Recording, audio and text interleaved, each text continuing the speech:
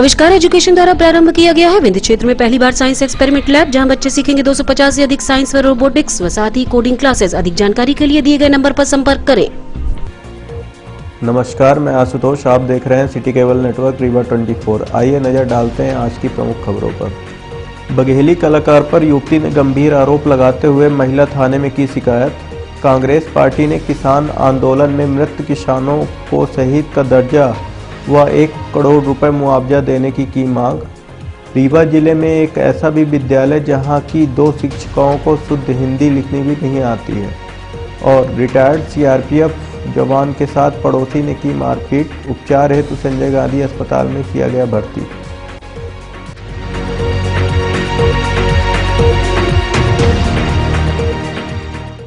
बघेली कलाकार अविनाश तिवारी पर रीवा में रहने वाली युवती ने गाली गलौज, छेड़छाड़ व जान से मारने की धमकी देने का लगाया आरोप। रीवा निवासी युवती ने जानकारी देते हुए बताया कि सैलू शर्मा नामक बघेली कलाकार उसकी दोस्त है, जिसे मिलवाने के लिए बघेली कलाकार अविनाश तिवारी द्वारा मेरे ऊपर दबाव बनाया जा रहा है। 20 नवंबर को अविनाश तिवारी ने 10:46 पर मुझे फ़ोन लगाया और सैलू से मिलवाने के लिए दबाव बनाते हुए मां बहन की गालियां दी। उसके बाद 11:30 पर मोबाइल नंबर 7828393804 से फ़ोन पर लैंडमार्क होटल के पास मुझे सैलू के साथ आने को कहा, लेकिन मैं लैंडमार्क होटल अकेले ही गई। जहां पहुंचते ही आरोपी ने मुझे पीछे से पकड़ लिया और अश्लील हरकत करने लगा। जब मैंने विरोध किया तो गाली गलौज करने लगा और धमकी दी, यदि सैलू को मेरे पास नहीं लाई तो जान से तुम्हें मार दूंगा। इस संबंध में पीड़िता ने महिला थाने में शिकायत करते हुए मीडिया को दी जानकारी। आप खुद सुनिए युवती का आरोप। हाँ, अविनाश तिवारी बघेली कलाकार हैं वो। तो उन्होंने पता नहीं तकरीबन 10 साढ़े 10 के करीब मुझे कॉल किया। नंबर उनको कहाँ से मिला, कैसे मिला, मुझे नहीं पता। तो उन्हें डायरेक्ट कॉल किया। मेरी दोस्त है सैलू शर्मा, जो उनके साथ काम करती है, तो वो मेरे साथ थी। उन्होंने कहा कि सैलू से बात करवाइए आप। तो मैं बोली कि आप कौन बोल रहे हैं? तो बोले मैं अविनाश बोल रहा हूँ। मैंने कई बार पूछा तो बोले कि अविनाश। बोली कौन अविनाश? तो बोले अविनाश तिवारी। तो मैं बोली कि उसने कहा कि मुझे नहीं बात करनी है। बोले वो नहीं बात कर रही है। तो फिर उसने तू तड़ा करना स्टार्ट किया। फिर गाली गलौज, बहुत गंदी गाली, जो मैं नहीं बता सकती, नहीं बोल सकती, इतनी गंदी गाली की लेवल पार था। तो फिर वो गाली गलौज स्टार्ट कर दिया। फिर उन्होंने कहा, फिर फ़ोन कट कर दिया उन्होंने। फिर कहा, फिर मैंने कॉल बैक किया, आप गाली गलौज कैसे कर रहे हैं, ये सारी चीज़ क्या है ये वो? तो बोला तेरे दम है तो मैं, तुझे दम है तो आके मिल यहाँ, वो फलाना ढंग का लैंडमार्क के पास कहीं बोले कि आइए आप, तो मैं आपसे मिलना मतलब मैं तुझे जान से मार दूंगा, ऐसा करके उसने बोला। मैं बोली ठीक है, कहाँ आना है? तो वो लैंडमार्क। फिर मैं गई वहाँ पे लैंडमार्क। तो फिर वहाँ पे हाथापाई, ये सारी चीज़ें, छीना छपटी, सारी गंदे तरीके से उन्होंने, मैं क्या बताऊँ, मतलब मैं खुद ही नहीं समझ पा रही कि मैं बोलूँ तो बोलूँ क्या। मतलब मुझे समझ में नहीं आ रहा है कि लोग लाइव आके सारी चीज़ें इतना मतलब बोलते हैं, ऐसा वैसा अच्छे बनने की कोशिश करते हैं। एक्चुअल में उनका चेहरा ये है कि किसी भी लड़की को, जबकि मेरा उनसे कोई मुद्दा है ना, मैं कभी उनके साथ काम की, ना मेरा कोई से पर्सनल कोई दोस्ती है, ना कोई रिश्ता है, तो उन्होंने मुझसे गाली दी तो दी क्यों? ऐसा वो मुझे कैसे ऐसे कर दिया उन्होंने? तो लाइव में आना, ये सारी चीज़ें फेम में कैमरे के सामने बोलना, पीठ पीछे तो उनका यही है ना। आखिर वो मतलब क्यों? वही मैं चाहती हूँ कि उन्होंने किया तो किया क्यों ऐसा? और मेरे साथ इतना लगाया कि आपके साथ छेड़खानी की है, गलत है, ये तो आपको पकड़ा है, तो हाँ, कहाँ घटना हुई थी? ये लैंडमार्क के पास, मतलब लैंडमार्क के थोड़ा सा इधर ही है। उन्होंने बुलाया कि मैं तुझे जान से मार दूंगा, तो ही दम है तो आते। बोले ठीक है, मैं आती हूँ। मैं गई तो फिर वही चीज़ें, मैंने फ़ोन किया कि आप कहाँ पे हैं? तो फिर वही आया। तो वही सारी चीज़ें वहाँ पे, जो भी सारी चीज़ें उनको जो भी आया, फिर वहाँ से बोले कि तू सैलू शर्मा को, मतलब सैलू शर्मा से मिलाओ मुझे। तो मैं कुछ आपके साथ गाली गलौज की? हाँ, फ़ोन पे मेरे पास रिकॉर्डिंग है, सारी चीज़ों की मेरे पास रिकॉर्डेड है, हर चीज़ और हिस्ट्री है। उन्होंने कब कॉल किया, कब मैंने उनको कॉल किया, कब उन्होंने गाली दी, सारी चीज़ें हैं मेरे पास उनकी, हर चीज़। तो मुझे बात करने वाले अविनाश तिवारी, क्योंकि उन्होंने खुद कहा है कि मैं अविनाश हूँ, और उनका ट्रू कॉलर पे भी वही चीज़ नंबर आता है, उनकी वॉइस भी यही है, क्योंकि मैंने भी देखा है उनका लाइव कहीं ना कहीं वीडियो एक आध देखे हैं। तो वो तो मुझे पता है कि वो अविनाश ही है, और कहीं ना कहीं मेरी दोस्त है वो। तो मैं कई बार उनसे बाई फेस भी मिली, तो ये चीज़ तो मैं जानती हूँ कि वो अविनाशी है, वो कोई और नहीं है। क्यों मिलना चाह रहे हैं एक लड़की से आपके माध्यम से? अब वही बताएंगे क्यों मिलना है, ये सब उनका है, मैं ये नहीं जानती। वो ये जानते कि वो मेरी दोस्त है, इसलिए वो, उसका फ़ोन ऑफ था, वो फ़ोन नहीं रिसीव कर रही थी या ऑफ था, जो भी है मैटर। कांग्रेस पार्टी ने संयुक्त पत्रकार वार्ता पर मोदी सरकार पर निशाना साधते हुए किसान आंदोलन में शहीद किसानों को शहीद का दर्जा देने व 1 करोड़ रुपए मुआवजा दिए जाने की मांग की है। कांग्रेस पार्टी शहर व ग्रामीण इकाई द्वारा संयुक्त पत्रकार वार्ता आयोजित करते हुए कृषि बिल वापसी घोषणा मामले में तंज कसते हुए कहा कि 700 किसानों की मौत के बाद देश का राजा गहरी नींद से तब जागा जब उसे कुर्सी जाने का खतरा समझ में आया, जो कि कृषि बिल देश के हित में सरकार मानती थी। विपक्ष व किसानों की आवाज को अनसुना कर गोदी मीडिया के माध्यम से अन्नदाता किसानों को आंदोलन जीपी भीड़ का हिस्सा, खालिस्तानी आतंकवादी जैसे शब्दों का प्रयोग कर संबोधित किया और आज उसी किसान के सामने सिर झुकाना पड़ा। कांग्रेसियों ने मांग की है कि किसानों को शहीद का दर्जा देते हुए 1 करोड़ रुपए का मुआवजा दिया जाए। इस दौरान कांग्रेसियों ने और भी बहुत कुछ कहा, आप खुद सुनिए। राजा को याद आई कि हमारा देश का किसान कृषि कानून को लेके 1 साल से आंदोलित है। वो याद क्यों आई? महत्वपूर्ण प्रश्न ये है। याद इसलिए आई कि जब उपचुनाव हुआ और उपचुनाव के अंदर पूरे देश के अंदर भाजपा को सीटें कम मिली, तो उसके 24 घंटे के अंदर पेट्रोल और डीजल के दाम कम हो गए। उत्तर प्रदेश का चुनाव और 5 राज्यों को चुनाव सामने है और देश की आम जनमानस एक मैसेज दे दिया कि इस बार भारतीय जनता पार्टी के नेताओं का और भारतीय जनता पार्टी के दल का सुपड़ा साफ हो जाएगा। ये सुपड़ा साफ न हो, इसके लिए आनंद मानंद में मोदी जी ने मन की बात पे गुरु नानक जयंती के शुभ अवसर पर यह घोषणा की। यह अभी संसद चलेगी तो उसमें मुंह में राम बगल में छुरी जैसी कोई बात अगर नहीं हुई तो ऐसा संसद सत्र जब चलेगी, उस अधिवेशन में जब पास होगा तब सारी चीजें और सामने आ जाएंगी। अभी तो उन्होंने जो कहा है कि तीनों कृषि कानून हम माफ करेंगे, उनके बात पे उम्मीद के साथ कांग्रेस पार्टी विश्वास करती है। वैसे उम्मीद उनसे की नहीं जानी चाहिए, क्योंकि उन्होंने ही कहा था कि हम 15 लाख रुपए जमा करेंगे, जो आज तक उन्होंने नहीं किया। उन्होंने ही कहा था कि हम पेट्रोल और डीजल। स्थिति क्या है? क्या 6000 रुपए उन किसानों को दे के साल भर में 500 रुपए 16-17 रुपए अगर जोड़िए तो रोज होता है, उनमें उनका जीवन चल सकता है। इतनी बढ़ती हुई महंगाई, बढ़ती हुई बेरोजगारी, इसमें क्या किसान अपना जीवन जी सकता है? इसमें किसी को कोई आय नहीं। ये चुनाव अगर ना होता, अभी उपचुनाव ना होते तो डीजल पेट्रोल के थोड़े से रेट घटते। डीजल का रेट घटने की कहानी इस तरह की है कि कोई व्यापारी चला राजा के पास अपनी रोटी का रेट बढ़ाने के लिए, 5 से 10 करने के लिए, राजा कहता है 30 रुपए कर दो। फिर जब शिकायत होती तो राजा कहता है कि भाई 10 रुपए कम कर लो, 20 रुपए कर लो।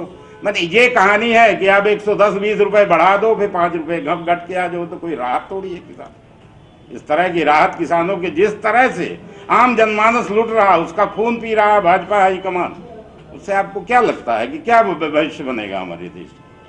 मैं मध्य प्रदेश के किसानों की बात करना चाहता हूँ। फिलहाल जो हम लोगों के सर पे गुजर रही, सब लोग यहाँ किसान से जुड़े हुए लोग बैठे हैं। शिवराज सिंह जी की तरफ पिछले सालों में आपको सबको ध्यान होगा कि धान खरीदी 25 अक्टूबर से चालू हो जाती थी।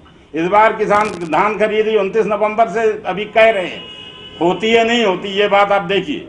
आज तारीख में किसान 1200-1300 रुपए कुंटल धान बेच रहा। किसी के घर में शादी है, किसी को खाद बीज खरीदना, इसलिए कि खाद बीज सोसाइटी में मिल रही है। यहाँ के कलेक्टर महोदय हैं, वो कहते हैं किसानों को कि उनका रजिस्ट्रेशन होगा। हम लोगों ने आपत्ति भी उठाई थी कि जो कोऑपरेटिव बैंक में जिसका खाता होगा, इसलिए होगा कि कोऑपरेटिव बैंक में पैसा मिलता नहीं लोगों को, 5000 10,000 बांटते। एक बड़ी समस्या अभी और आई, अभी इन लोगों ने नहर अभी खोली। आप देख लीजिए, नवंबर है, हम लोग किसान हैं, गेहूं बुवाई का अंतिम सीजन है, खाद आज भी नहीं मिल रही। पेपरों में रोज निकल रहा, खाद की कोई कमी नहीं। इसके साथ ही एक चीज और बड़ी महत्वपूर्ण, आप सबको मालूम है पत्रकार साथियों को, कि ये जिसका हम लोग किसान बिल में उदाहरण देते थे, अपने बनकुइया सर्किल में लगभग 10-15 गांव है, चाहे वो बैजनाथ हो, चाहे बेला हो सतना जिला का, चाहे हमारा भोलगढ़ हो, चाहे मध्यपुर हो, चाहे छिजवार हो, चाहे इधर से लेके जेरुका, तिगरा, जोंधी, दादर, मरहा, सबके किसानों के 12 नंबर कार्ड ने जेपी और अल्ट्राटेक सीमेंट लिखा। और शासन प्रशासन की नौकरी कर रहा उन फैक्ट्रियों का। वो गरीब किसान न केसीसी का कर्ज ले पा रहा, न वो गरीब किसान की जमीन को बेच सकता अपनी बेटी की शादी में। इस तरह का अन्याय कहाँ भाई? या तो आप फैक्ट्री को दे रहे हो, यहाँ के कलेक्टर हो चाहे शिवराज सिंह जी हो, अगर फैक्ट्री उसको लेना चाह रही तो मुआवजा जो नियम मुआवजा का है 4 गुना दे के जमीन ले। रिटायर्ड सीआरपीएफ के जवान के साथ पड़ोसी द्वारा मारपीट कर घायल कर दिया गया है, जिसे उपचार हेतु संजय गांधी अस्पताल में भर्ती करवाया गया है। रीवा के चौराटा थाना क्षेत्र अंतर्गत मैदानी निवासी तेज भान सिंह, जो कि सीआरपीएफ के रिटायर्ड जवान हैं, वर्तमान समय में गृह निर्माण का कार्य करवा रहे हैं।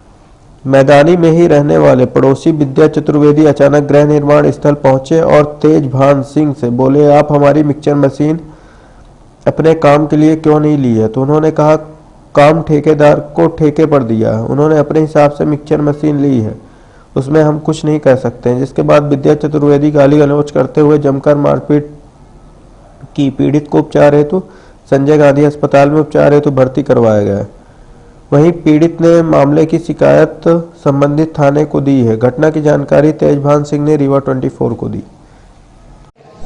क्या नाम है और कहाँ के हैं आप और क्या घटना हुई है? हम मैदानी में घर बनवा रहे थे, छत पड़ रहा था, जिसमें कि हम और ठेकेदार और कुछ मजदूर वहाँ पर थे। तो विद्या चतुर्वेदी ने फ़ोन करके हमको नीचे बुलाया और गाली देते हुए हमको बोले कि हमारा क्या दुश्मनी थी कि हमसे मिक्सचर मशीन नहीं लगवाया। मैं यही बोला कि हमको कोई जानकारी नहीं कि मिक्सचर मशीन किसकी है किसकी नहीं है, हमसे से क्या मतलब, हम तो ठेकेदार को ठेका दिए हैं, वो कैसे लगवाता है, मजदूर से करवाता हूँ, मशीन से करवाता हूँ, इसके बारे में नहीं। इतने में गाली गुली देते हुए वो लपट पड़े हमसे। कौन है, कहाँ का ये? वो हमारे जहाँ घर बनवा रहा हूँ उसी जस्ट सामने और मच्छर मशीन रखे हुए। उन्होंने क्या नाम है आपका? तेजभान सिंह। करते क्या हैं आप? हम पहले सीआरपीएफ में थे, रिटायर हो गए। बने रहिए रीवा 24 के साथ। मिलते हैं एक छोटे से ब्रेक के बाद। हड्डी जोड़ एवं रीढ़ रोग तथा स्त्री रोग एवं प्रसूति रोग का इलाज एक ही छत के नीचे। विघ्नहर्ता hospital and trauma centre, hotel landmark के पास, रतहरा, रीवा। डॉक्टर संतोष सोनी, पूर्व चिकित्सक, बॉम्बे हॉस्पिटल, मुंबई। हड्डी जोड़ एवं रीढ़ रोग विशेषज्ञ, छोटे चीरे एवं दूरबीन विधि द्वारा हाथ तथा पैर की हड्डियों का ऑपरेशन। गठियाबात, जटिल एवं बिगड़े हुए फ्रैक्चर का बेहतर इलाज करते हैं डॉक्टर संतोष सोनी। विघ्नहर्ता हॉस्पिटल ट्रॉमा सेंटर में ही स्त्री एवं प्रसूत रोग विशेषज्ञ डॉक्टर शैलजा सोनी भी उपलब्ध हैं, जिनकी देखरेख में नॉर्मल डिलीवरी, सिजेरियन ऑपरेशन एवं बच्चेदानी से संबंधित ऑपरेशन की बेहतर सुविधा। संतानहीन दंपत्ति तत्काल संपर्क करें।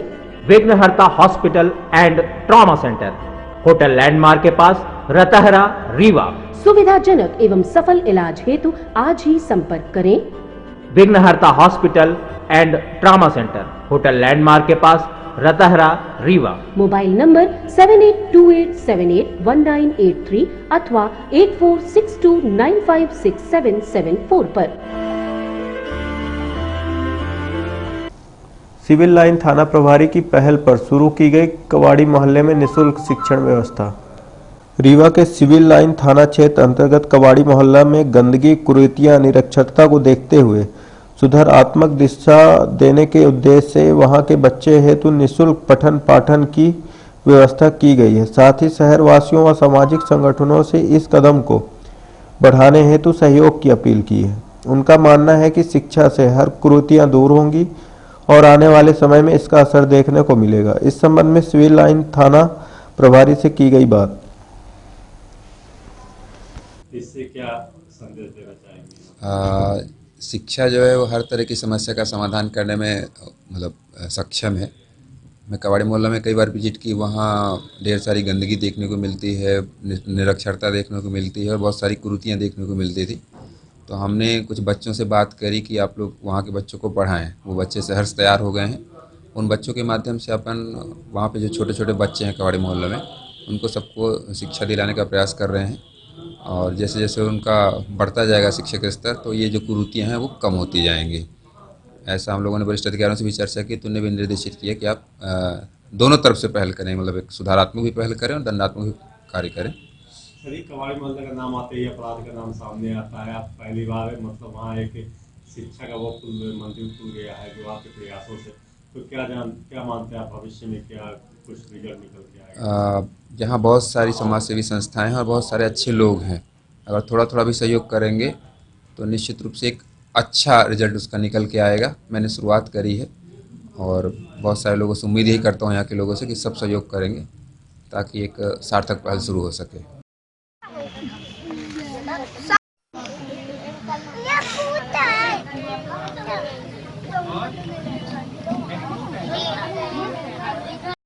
बने रहिए रीवा 24 के साथ। मिलते हैं एक छोटे से ब्रेक के बाद।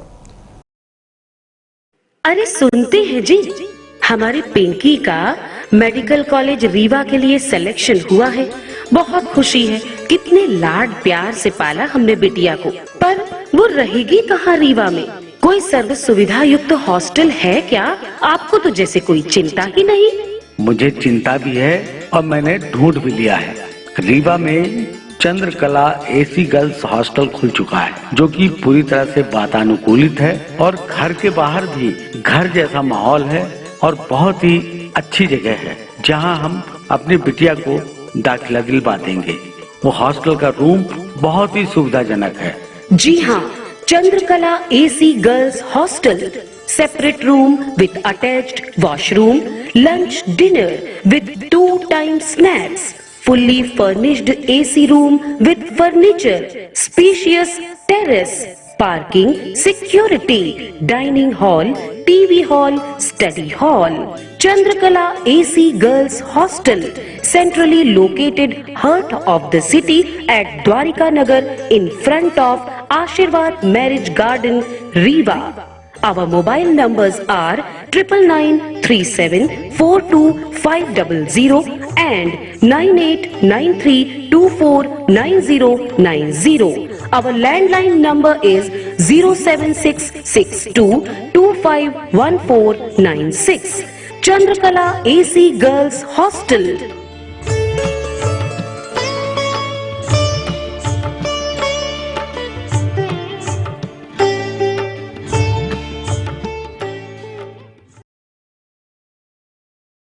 कृषि बिल वापसी घोषणा मामले में पूर्व विधायक सुखेंद्र सिंह बन्ना ने दी अपनी प्रतिक्रिया। अभी हाल में ही देश के प्रधानमंत्री नरेंद्र मोदी द्वारा कृषि बिल वापसी की घोषणा की है, जिसके बाद पूर्व विधायक मऊगंज सुखेंद्र सिंह बन्ना ने अपनी प्रतिक्रिया देते हुए कहा है कि राष्ट्रीय अध्यक्ष कांग्रेस राहुल गांधी ने सदन में कृषि कानून का विरोध करते हुए आवाज उठाई थी। उन्होंने कहा था सरकार को इस कानून को वापस लेना ही पड़ेगा और उनकी बात सच हुई। यह नरेंद्र मोदी की बहुत बड़ी हार है। हमारे देश में किसानों की 80% संख्या है जो कि अपनी मांगों को लेकर लगातार धरना प्रदर्शन करते रहे और मोदी सरकार को घुटने टेकने पर मजबूर कर दिया। कृषि कानून के चलते ही बंगाल चुनाव सहित अन्य उपचुनाव में भाजपा को हार का सामना करना पड़ा। आने वाले समय में उत्तर प्रदेश चुनाव है, जिसके चलते नरेंद्र मोदी ने हार के डर से यह फैसला लिया। लेकिन अब जनता समझ चुकी है भाजपा सरकार को, इसलिए कुछ भी कर ले उनकी यूपी में सरकार नहीं बनेगी। और भी बहुत कुछ मीडिया से बात करते हुए सुखेंद्र सिंह बन्ना ने कहा, आप खुद सुनिए। सदन में बड़े ताकत से बोली थी, शायद आप लोगों ने भी इस बात को सुना हो, और उन्होंने इस बात को कहा था कि तीनों काले कानून भारतीय जनता पार्टी को नरेंद्र मोदी जी को वापस करने पड़ेंगे, कोई रोक नहीं सकता। आज नहीं तो कल किसानों की जीत होगी। और वो घटना अक्षरशः दिखाई दे रही है कि यह कानून उनको वापस करना पड़ा। हम तो वहाँ पर गए थे उस सिंधु बॉर्डर पर, और वहाँ जो जज्बा किसानों का हमने देखा था, तो वहाँ पे लोगों का कहना था, चाहे बुजुर्ग हो, चाहे युवा हो, चाहे माताएं बहन, कि हम लोग माला घर में रख करके आए हैं और ये कह करके आए हैं कि अगर हमारी जीत होगी तो लौट के जाऊंगा तो ये माला हमें पहना देना, और अगर हमारी हार होती है तो हम शहीद होते हैं तो ये माला फोटो में लगा देना। ये उसी दिन मैं आकर के, शायद आप लोगों से उस टाइम भी हमने चर्चा की थी, ये बात को कहा था कि किसान किसी हालत में पीछे हटने वाले नहीं हैं और अंततः किसानों की जीत होगी। और ये भारत कृषि प्रधान देश है, प्रधानमंत्री का देश नहीं है, ये कृषि प्रधान देश है। 80% किसान लो पर आधारित देश है, तो किसानों की जीत होना तो निश्चित ही ईश्वर भी है। और अंत में नरेंद्र मोदी का अहंकार हारा, नरेंद्र मोदी बुरी तरह से हारे। भारत की जनता जाने, यहाँ की मीडिया जाने, देश की मीडिया जाने। देश की मीडिया तो उनको हिटलर शाही मानती थी, देश की मीडिया तो उनको सबसे ज्यादा ये करती थी। तो अब वो अंजना ओम कश्यप है उधर, अरुण गोस्वामी है उधर, वो सब बताएंगे क्या है नरेंद्र मोदी। एक किसान, भारतीय किसान संघ, भारत के नेता, हमारे कांग्रेस के नेता, सभी हम सब ये मांग करते हैं कि 750 किसानों की जो शहीदी हुई है उस पर नरेंद्र मोदी क्या निर्णय ले रहे हैं। अब किसान आंदोलन तो उस पर भी चर्चा करेगा, तभी किसान आंदोलन समाप्त होगा, ऐसा मैंने कल भी देखा है, सुना। अब इजाजत दीजिए, आशुतोष को पुनः हाजिर होंगे ताजा तरीन खबरों के साथ। नमस्कार।